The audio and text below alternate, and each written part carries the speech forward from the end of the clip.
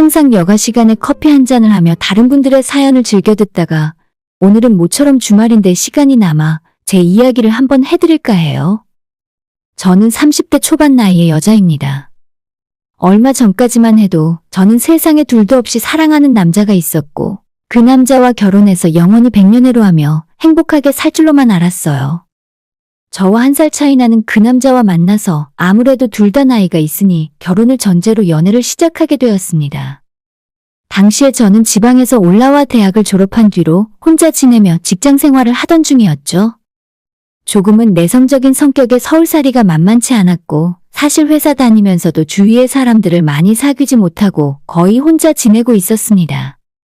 그러던 와중에 고향 친구가 남자 한번 만나볼 생각 없냐 하길래 일단 거절했어요.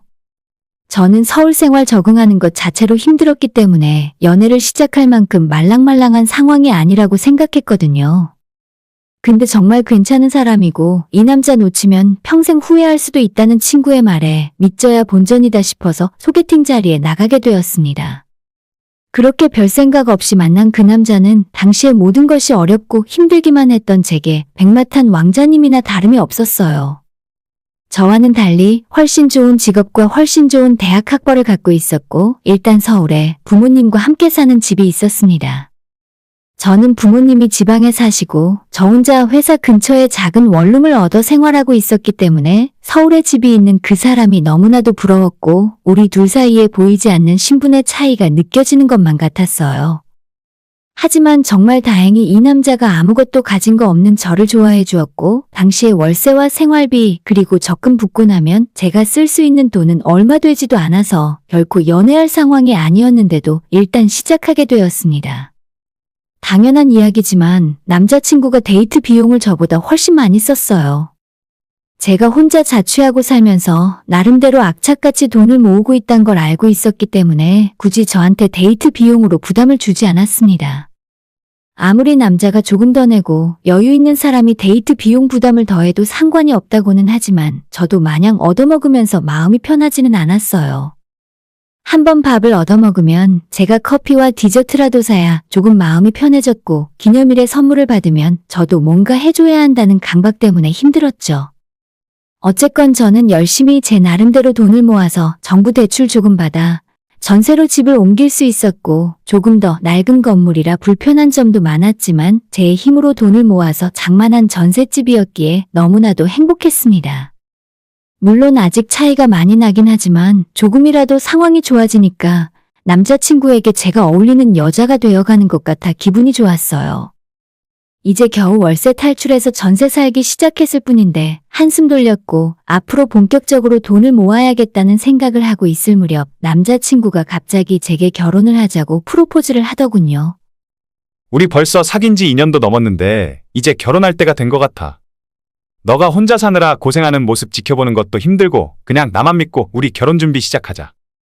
남자친구가 저와 결혼하고 싶다는 말을 들었을 때 정말 너무 기쁘고 가슴이 터져버릴 것처럼 행복했지만 한편으론 마음 한구석이 너무 무겁더라고요. 나름대로 열심히 노력했지만 현실적으로 결혼 준비가 생각보다 너무 되어 있지 않다 보니 이 남자에게 어울리는 사람이 아직 되지 못했다는 생각에 너무나도 슬프고 불행하게만 느껴졌어요. 정말 못난 마음이지만 왜 우리 집은 부모님이 서울에서 살지 않았을까? 내가 자취를 안 했으면 돈을 훨씬 더 많이 모을 수 있었을 텐데 아니면 집에서 어느 정도 지원이라도 해줄 수 있으면 좋을 텐데 하는 못난 생각이 저도 모르게 자꾸 들었습니다. 그때부터 출퇴근하며 집 근처 부동산도 기웃거리고 인터넷으로 다른 동네에 있는 집들은 대체 얼마쯤이나 하는지 검색해보는 나날이 계속되었습니다. 저희 친정집은 도저히 제가 결혼한다고 해서 목돈을 달라고 손 벌릴 처지가 아니었기에 정말 제 힘으로 모든 걸 해야 했어요. 남자친구가 집은 알아서 해올 테니 전혀 걱정하지 말라고 했지만 서울에 집값이 한두 푼 하는 것도 아닌데 그만큼 비싼 집을 해오면 저 역시도 혼수나 다른 것들을 어느 정도 수준에 맞춰서 해가야 할 거 아니에요. 남자친구는 자기가 지금까지 모아놓은 돈도 있고 결혼한다고 부모님께 말씀을 드리면 어느 정도 도와주실 것 같으니 신혼집은 30평대 아파트로 생각 중이라 제게 말을 했습니다. 저 진짜 서울에서 취업해 지금까지 열심히 살았는데 모아놓은 돈이라고는 원룸 보증금에 들어간 5천만 원, 그리고 전세금 대출 8천만 원에 예금 800만 원이 전부였어요. 그나마 전세금 대출 8천만 원은 지금 사는 집에서 나오게 되면 다시 갚아야 하는 돈이죠. 사실상 5천만 원 조금 넘는 돈을 가지고 결혼 준비를 해야 하는데 상대방에서 수억이 훌쩍 넘는 아파트를 해온다고 너무나 쉽게 말을 하니까 제가 너무 초라해지는 기분이 들 수밖에 없었습니다. 아직 양가 부모님들의 얼굴도 못 본 상태에서 신혼집으로는 어느 동네가 좋을 것 같냐고 물어보는 남자친구의 질문을 들으며 그냥 아무 말 못하고 웃기만 했어요. 대충 남자친구가 이야기하는 아파트를 집에 와서 조사해보니 기본적으로 7, 8억이고 조금 연식이 짧은 아파트는 10억을 넘어가기도 하더라고요.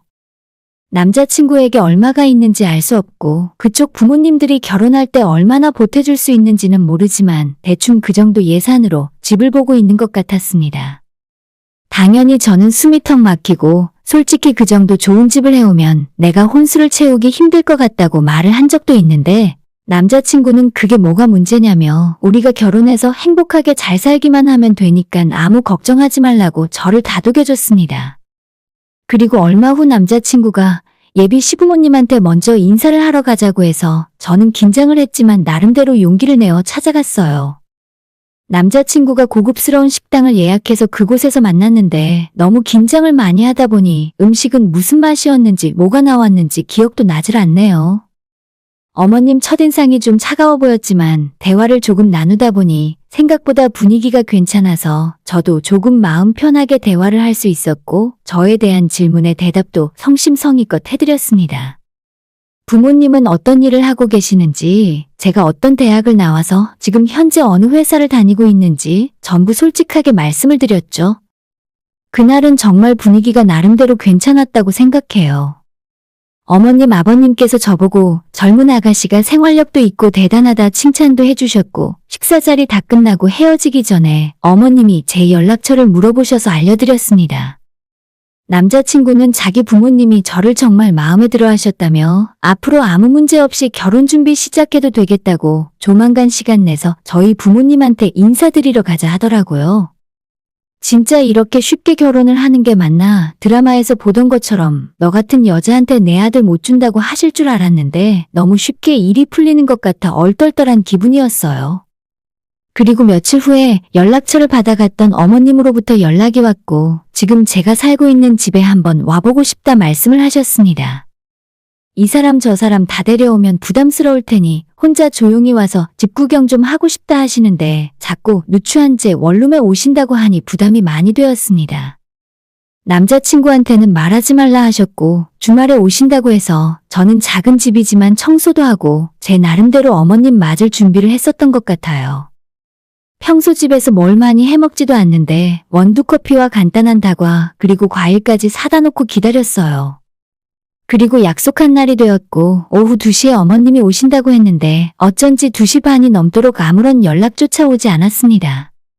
제가 먼저 전화라도 드려야 하나 고민하고 있을 때 제 핸드폰이 울리더라고요. 너희 집이 대체 어디니? 알려준 주소로 찾아오긴 했는데 도저히 집이 보이질 않는구나. 어머님께서 이 근처까지 찾아오셨지만 저희 집을 못 찾겠다 하시는 겁니다. 사실 원룸촌이라는 게 전부 그 건물이 그 건물처럼 보여서 처음 오는 사람들은 헷갈릴 법도 할 것 같았어요. 제가 뛰어내려가서 어머님을 맞이했고 선물이라며 방향제랑 티슈를 사오셨더라고요.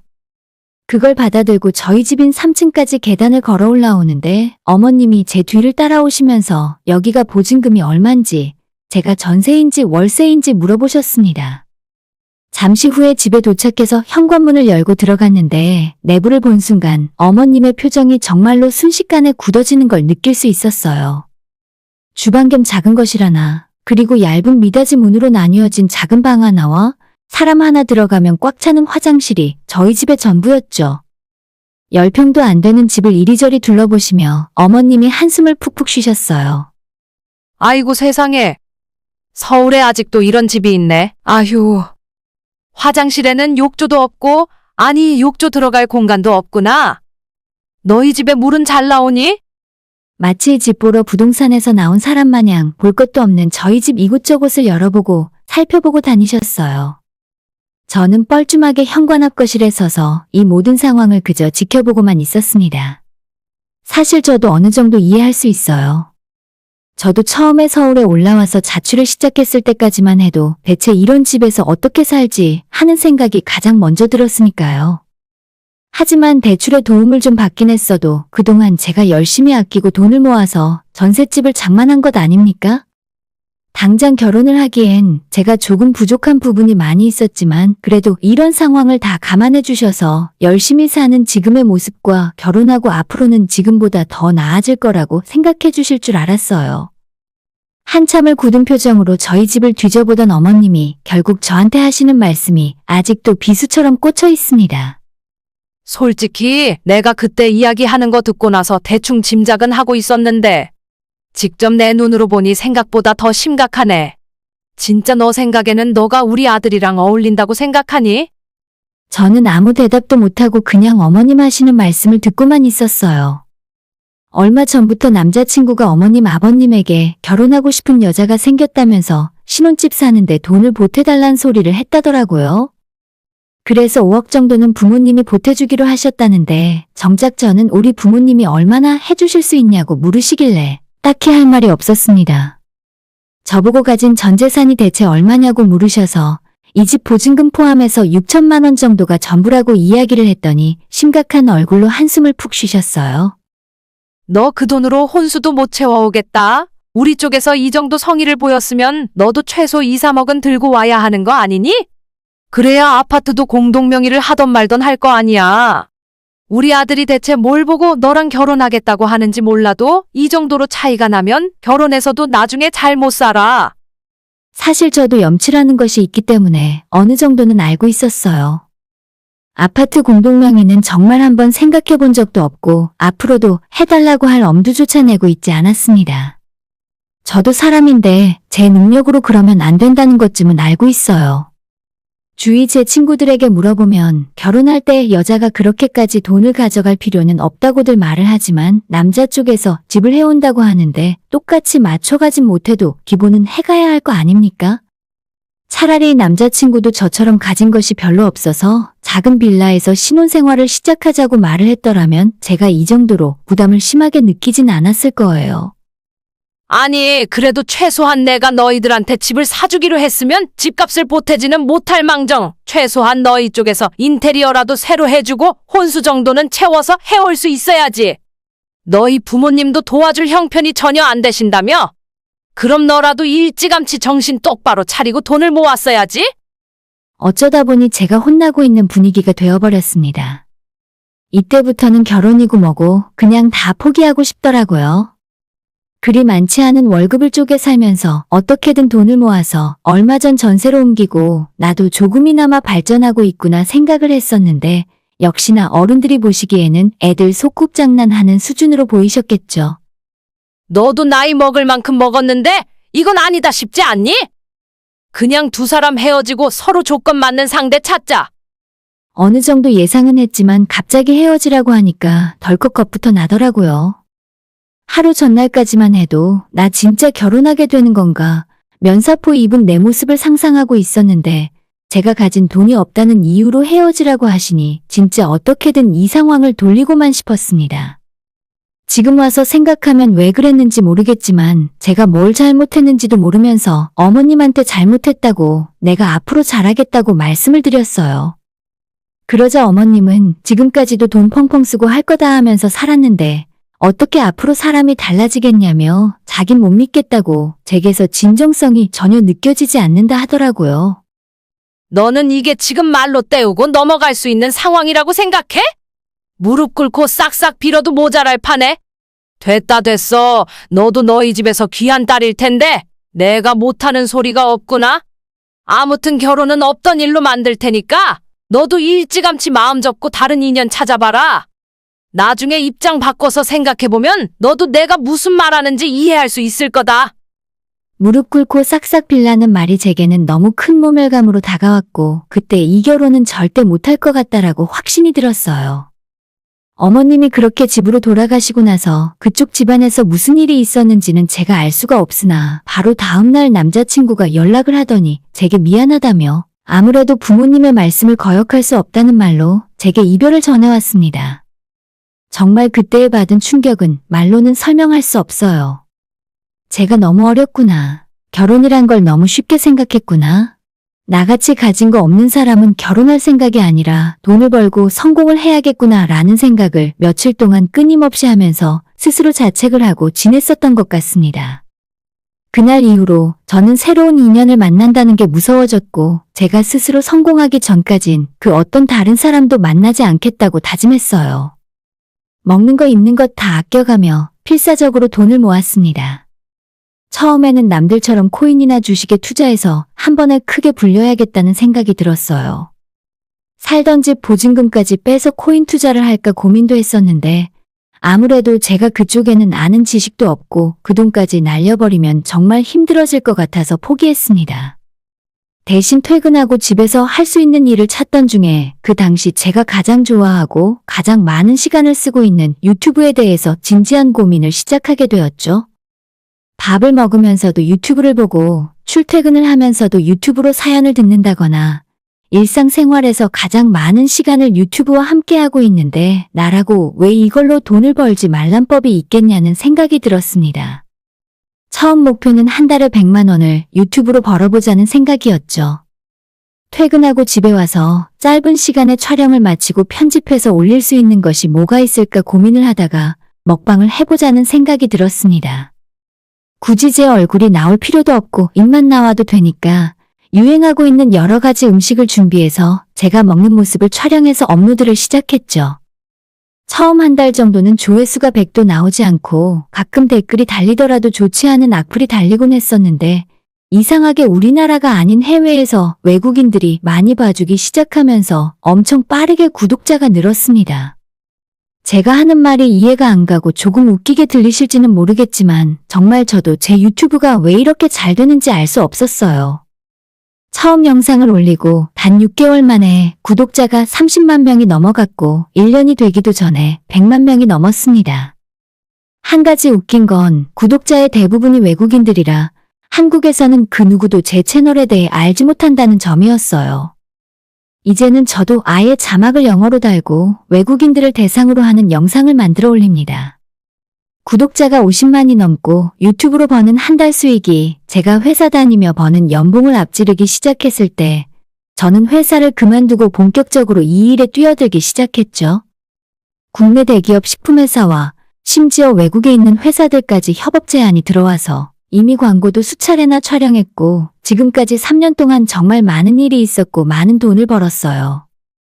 정말 좋은 점은 제가 얼굴이 전혀 노출되지 않았기 때문에 현관문을 열고 나가면 아무도 저를 못 알아보고 평범하게 생활을 할 수 있다는 점입니다. 작년에 혼자 살기에 정말 과분할 정도로 깔끔한 아파트를 사서 내 집 마련도 할 수 있었고 집 근처에 촬영용 스튜디오도 만들어서 편집자 직원 1명과 매일 영상을 만들어내고 있습니다. 아직도 얼떨떨하고 아침에 잠에서 깨면 이 모든 것이 사라질 것처럼 꿈만 같아요. 그저 한 달에 100만 원만 더 벌면 소원이 없겠다는 생각으로 시작한 일이었지만 어느새 내 집 마련도 하고 평생 일을 해도 벌지 못하는 큰 돈을 벌게 되니까 세상을 보는 눈이 달라졌어요. 혹시나 하는 마음에 말씀드리면 제가 버는 돈은 전부 세무사를 통해서 정상적으로 소득신고가 들어가고 건강보험료나 국민연금도 엄청나게 많이 내고 있어요. 평소에는 원체 제가 조용한 성격이라 주변 사람들에게 제가 나름대로 성공했다는 말을 전혀 하지 않았는데 제 집을 갖게 되니 누군가에게라도 자랑을 하고 싶더라고요. 그래서 저희 집 인테리어 공사가 다 끝났을 때 인스타그램에 집 사진 몇 장을 찍어서 올렸는데 그걸 보고 예전에 헤어졌던 남자친구에게서 연락이 왔습니다. 정말 뜬금없게도 잘 지내냐고 안부를 묻고는 한참 동안 옛날 이야기를 하다가 문득 제게 지금 만나는 사람이 있냐고 묻더군요. 너와 헤어진 뒤로 아무도 만나지 않고 일만 하면서 살았다고 이야기했더니 제가 그럴 줄 알고 있었답니다. 사실 그때 우리 부모님이 반대해서 너랑 결혼은 못하겠다 싶었는데 지금은 부모님 생각도 많이 바뀌셨어. 우리 다시 한번 시작해보자. 헤어진 지 벌써 몇 년이 지났는데 솔직히 제가 처음에는 많이 힘들어한 것도 사실입니다.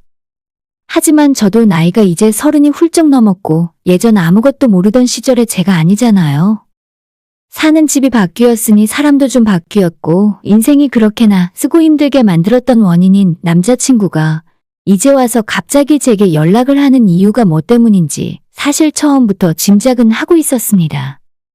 마음 같아서는 그냥 연락하지 말라고 하고 번호를 차단해버리고 싶었지만 솔직히 사람 마음이란 게 지금은 어떻게 지내는지 한번 얼굴이라도 보고 싶더라고요. 주말에 자기 부모님과 함께 저를 보러 근처에 오겠다 하길래 그러라고 했어요. 몇 년 전 맨바닥에 무릎 꿇게 하고 비참하게 그대로 가버렸던 그분들을 이제 다시 만나면 과연 제게 어떻게 대해야 할까 너무 궁금했습니다. 주말이 되어 약속한 시간이 되었고 이번에는 예전처럼 늦지 않고 제 시간에 도착하시더라고요. 제가 지금 살고 있는 아파트 근처에 도착했다고 연락이 오길래 일단 들어오지 말고 근처의 카페에서 보자고 말을 했습니다. 예전에는 저를 한심하게 쳐다보던 어머님이 저를 바라보는 시선부터 달라지셨어요. 너 여기 사니? 너 혼자서 살아? 월세? 전세? 아니 자가라고? 그리고 몇 년 만에 만난 전 남자친구는 그 사이에 훨씬 늙고 머리도 좀 벗겨진 것 같아서 전혀 반갑다는 생각이 들지 않았습니다. 내가 정말 죽고 못 살 정도로 좋아했던 사람이 맞나 싶었어요. 그 몇 년 사이에 제가 남자 보는 기준이 많이 바뀌었나 싶을 정도로 오랜만에 만났음에도 전혀 제 마음이 흔들리지 않더라고요. 오랜만이라며 못 본 사이에 얼굴도 예뻐지고 환해졌다는 이야기를 그쪽 부모님이 하시면서 진작에 제가 이렇게 잘 될 줄 알고 있었다고 하셨습니다. 저도 적당히 그분들이 하는 이야기를 받아들이며 거짓 웃음으로 맞이했습니다. 사실 같은 공간에 그분들과 함께하는 것 자체가 너무 힘들었는데 조금 웃기긴 했어요. 말은 안 했지만 처음 저희 두 사람을 소개시켜줬던 친구에게 남자친구 식구들에 대한 이야기를 종종 전해 듣곤 했습니다. 저와 헤어지고 얼마 되지 않아 결혼정보업체를 통해 전문직 여성부터 집안 좋은 여자들까지 많은 여자들과 중매를 받지만 전부 성사되지 않았다고 해요. 서로 조건을 맞추다가 파토나는 일도 많았고 괜찮다 싶으면 상대방 여자 쪽에서 거절하는 일이 대부분이었답니다. 생각보다 빠르게 결혼할 상대를 구하지 못하자 그쪽 집에서 가진 돈으로 대출을 왕창 받아서 분당에 17억 주고 아파트를 사놨었는데 1년 만에 5억이 떨어지면서 손해만 왕창 보고 집을 다시 팔았다고 들었어요. 이래저래 아쉬워지니까 다시 저한테 연락을 한 것 같더라고요. 유정이한테 들었어. 너 나랑 헤어지고 하는 사업이 엄청 잘 된다면서? 무슨 일 하는지 몇 번이나 물어봤는데 절대 대답 안 해주더라. 당연히 제 친구도 제가 무슨 일을 하고 있는지 정확하게 알지는 못합니다. 회사 그만두었을 때 갑자기 왜 그러냐고 묻길래 하는 사업에 전념하려고 한다는 식으로 말한 것이 전부였거든요. 아무튼 제가 요즘 이사도 하고 돈을 좀 번 것 같으니까 이제 와서 저한테 다시 붙으려는 속셈이 너무나 눈에 보였어요. 전 남자친구의 엄마가 저한테 집이 너무 좋다고 아파트에 입주민들 밥 주는 곳이 있는 거 맞냐고 물어보더니 자기도 언젠간 한번 초대받아서 여기 밥을 먹어보고 싶다 하는 겁니다. 네? 저희 아파트에서 밥이요? 그걸 제가 왜요? 순간 본심을 숨기지 못하고 속내를 드러냈더니 분위기가 싸해지더라고요. 남자친구가 저한테 그냥 예의상 한 말인데 뭘 그렇게 까칠하게 반응하냐면서 부모님이 여기까지 왔는데 집 구경이라도 좀 시켜달라고 했어요. 내가 오라고 했어. 오빠가 마음대로 부모님이랑 오겠다고 한 거잖아. 솔직히 이제 와서 무슨 염치로 내 앞에 나타난 건지 모르겠네. 그동안 나도 이야기 다 들었어. 이 여자 저 여자한테 까이니까 결국 나랑 다시 잘해보려고?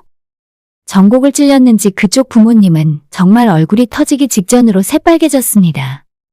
저는 마지막으로 남자친구에게 이젠 이런 일로 다신 연락하지 않았으면 좋겠어. 혹시나 하는 마음에 얼굴이나 보려고 했던 건데 내 생각보다 더 별로네. 처음엔 너희 엄마한테 많이 상처받고 원망스럽기도 했는데 시간이 지날수록 너가 진짜 나쁜 놈이구나 싶더라. 앞으로 만날 일 없을 거야. 그리고 저는 집으로 혼자 돌아왔어요. 제가 그렇게까지 엄청난 부자가 된 것도 아니고 열심히 번 돈으로 이사를 해서 집이 새로 바뀐 것뿐인데 3년 만에 제 앞에 나타나서 아무 일도 없었다는 듯이 잘해보려고 하는 게 더 어처구니가 없었습니다. 사실 정말 그때 제가 능력이 부족했던 것도 맞고 그쪽 부모님 입장에서는 제가 못 믿어올 수 있었다고 생각해요. 그런데 그때 비겁하게 자기 부모한테 아무런 말 안 하고 있다가 일방적으로 이별을 통보해놓고 이제 와서 다시 연락하는 전 남자친구에게 정말 모든 정이 다 떨어졌습니다. 사실 저도 이 집에 들어오면서 은행 대출을 많이 받고 들어왔어요.